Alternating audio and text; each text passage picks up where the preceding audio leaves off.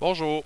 Dans cette capsule vidéo, nous verrons ce qu'est la mise en évidence simple. En fait, la mise en évidence simple, pour faire peut-être une explication très rapide, c'est de transformer une addition, soustraction de plusieurs termes algébriques en multiplication. Donc, on veut faire un peu le contraire de la distributivité. On va prendre un exemple. Tout d'abord, si je prends par exemple une multiplication, j'ai un monombre que je multiplie par un binôme. Dans le fond, ici, c'est de la distributivité. 3x multiplié par x me donnerait 3x au carré. Et 3x multiplié par moins 6, moins 18x. Là, en fait, ce que j'ai fait, c'est justement une multiplication. J'ai distribué tout simplement. Mais mettons que mon point de départ, c'est une soustraction. Donc, dans ce cas-ci, c'est un binôme. Et je voudrais transformer ce binôme-là en multiplication. Donc, quoi fois quoi pourrait me donner ce qui est ici.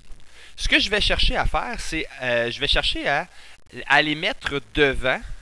Donc, mise en évidence, c'est ça. Quand on veut mettre quelque chose en évidence, on va le mettre devant, on va le mettre à l'avant-plan. Donc, on va mettre en évidence ce que les deux ont en commun. Donc, qu'est-ce qui appartient aux deux? Quel est le diviseur, autant au niveau numérique qu'au niveau algébrique? Quel est le diviseur le plus gros possible qui est commun?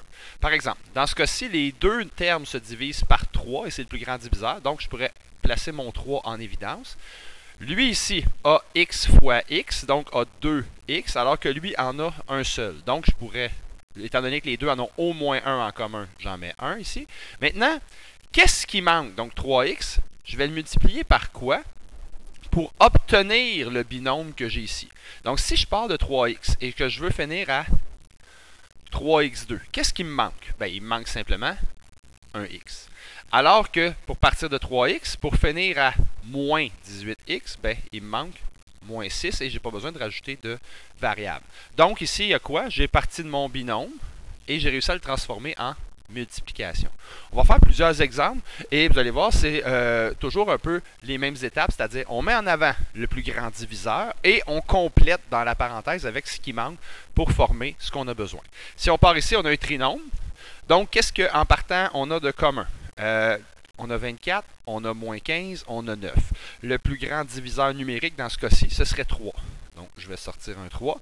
Ensuite, au niveau des variables, des x, on en a 2, on en a 1, on en a 1. Donc, tout le monde a au moins un x. Je peux en placer un en évidence. En fait, je dois en placer un en évidence.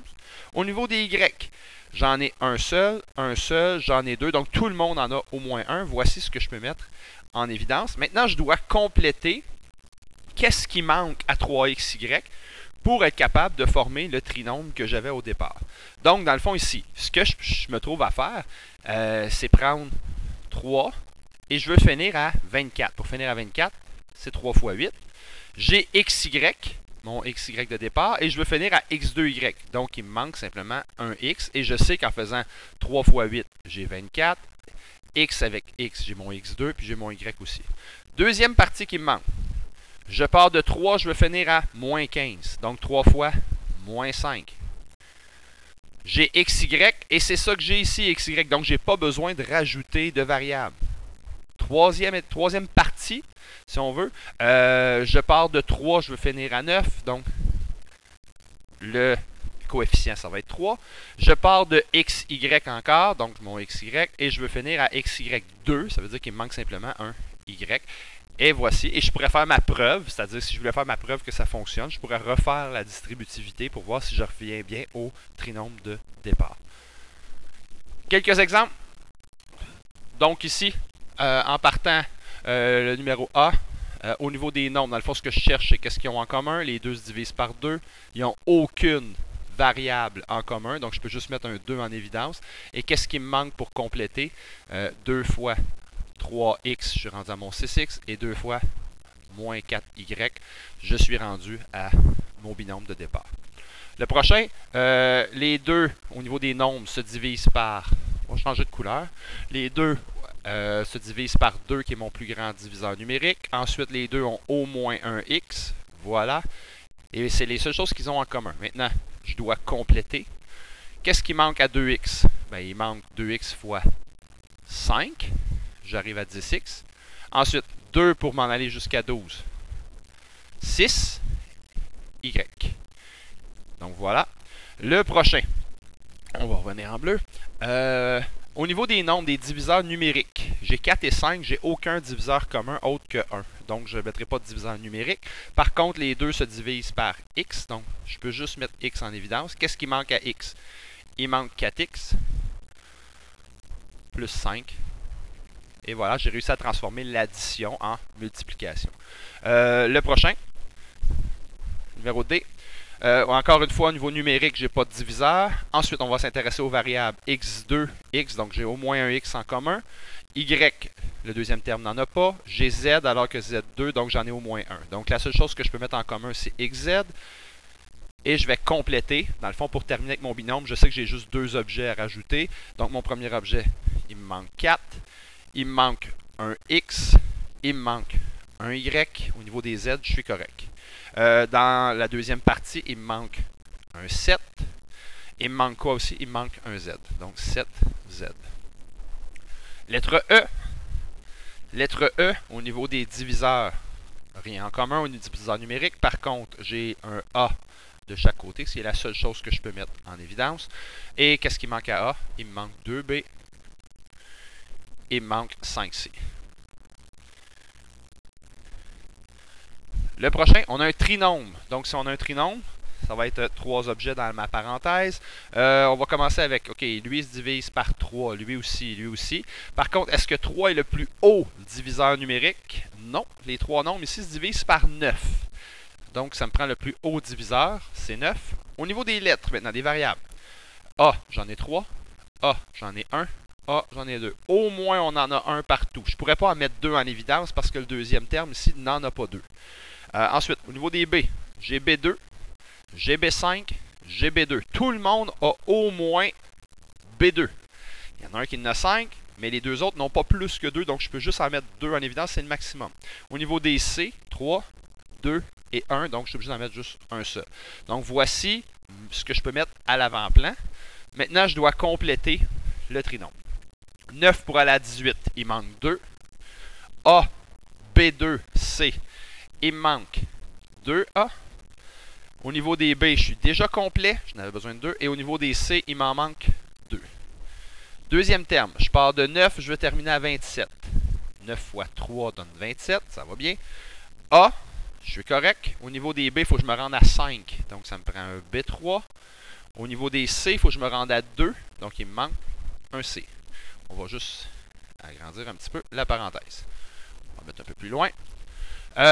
Finalement, le dernier. Je pars de 9 pour aller à moins 9. Je sais que ça va être moins 1. On peut mettre déjà le moins 1. On l'effacera si ce n'est pas nécessaire. A. Il m'en manque 1 parce qu'il faut que je finisse à 2. Voilà, ça c'est un A. Ensuite, j'ai B2. B2, c'est correct. J'ai C aussi, donc moins 1A. J'aurais pu écrire ici aussi juste moins A. Ça aurait été suffisant. Lettre G. Je vais remonter un petit peu. En fait, on va remonter comme ça. On va terminer avec ça. Lettre G. Donc, on commence avec les diviseurs numériques. Qu'est-ce que tout le monde a comme diviseur commun? Ici, le plus haut diviseur, ça serait 4. Ensuite, au niveau des lettres, j'ai X2, X3, X2. Tout le monde a minimum 2X, donc c'est ce que je peux mettre en évidence. Y2, Y2, Y3. Tout le monde a minimum 2Y, je suis obligé de le mettre en évidence. Et je vais aller chercher maintenant le trinôme qui me manque. 4 pour aller à 28. 7. X2, Y2, X2, Y2, j'ai ce qu'il faut. J'ai pas besoin d'en rajouter. Ben, je peux pas en rajouter. OK, ensuite, 4 pour aller à moins 4, c'est moins 1. X2, Y2, il me manque un X. 4 pour aller à moins 20, il manque moins 5. 4 fois moins 5. X2, Y2, il me manque un Y. Voilà. Oh, le prochain. On a une fraction. Est-ce que c'est plus difficile parce qu'on a une fraction?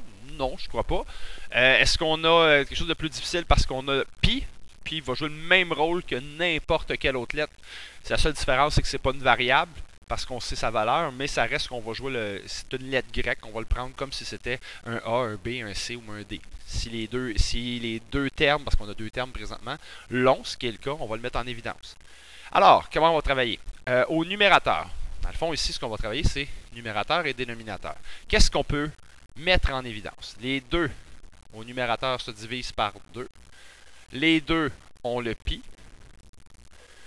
Les deux ont R Et ils en ont minimum. Lui en a 3, lui en a 2. Donc, on va en mettre 2 en évidence. Voici ce qu'on peut mettre en évidence. Au niveau du dénominateur, les deux ont 1 sur 3. Donc, on va mettre le sur 3 en évidence. Maintenant, ce qu'on va faire, on va aller compléter ce qui manque. Idéalement, on pourrait déjà mettre des fractions. On verra ce qu'on fera avec ça. OK. Si je pars avec le premier terme, je pars de 2, je vais me rendre à 4. Il me manque évidemment 2. Je pars de pi à pi, je suis correct. R2 à R3, il me manque un R. Au dénominateur, je pars de 3 et je veux aller à 3. Il me manque 1 sur 1 que je pourrais effacer tantôt. Deuxième partie. 2. Pour aller à 2, je suis complet. Pi pour aller à pi, je suis complet. R2 pour aller à R2. Donc, 2 fois pi fois R2. En fait, c'est un fois 1. Mais il faut absolument que j'écrive mon fois 1 pour indiquer qu'il y a un deuxième terme. Puis en bas, 3 pour me rendre à 3, c'est 1 sur 1. Maintenant, la vraie réponse, c'est quoi? Ben, les sur 1, on va pouvoir éliminer ça. Donc, j'enlève les sur 1 ici, sur 1.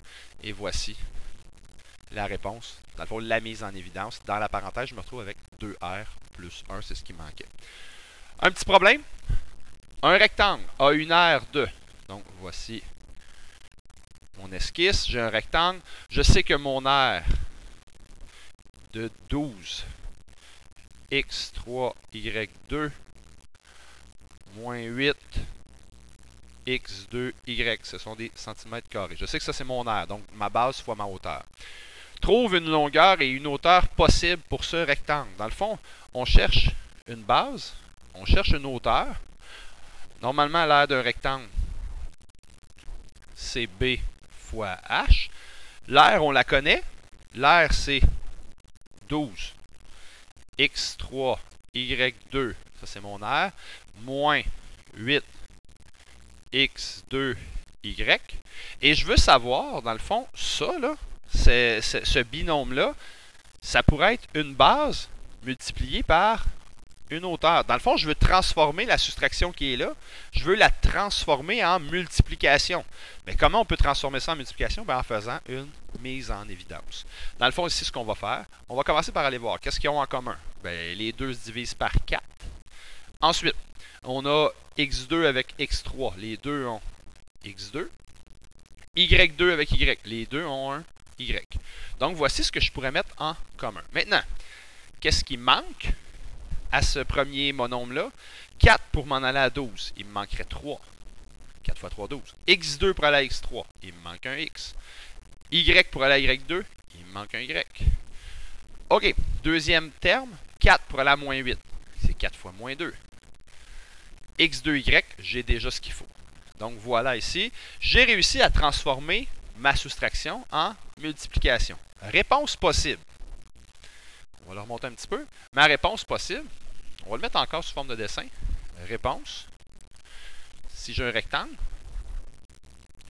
je pourrais avoir, parce que on pourrait, c'est une des réponses possibles, je pourrais avoir une hauteur, disons, de x2y, 4x2y, pardon, et une base, et ça c'est des centimètres, et une base de 3xy moins 2 cm. Donc voici une hauteur et une base possible.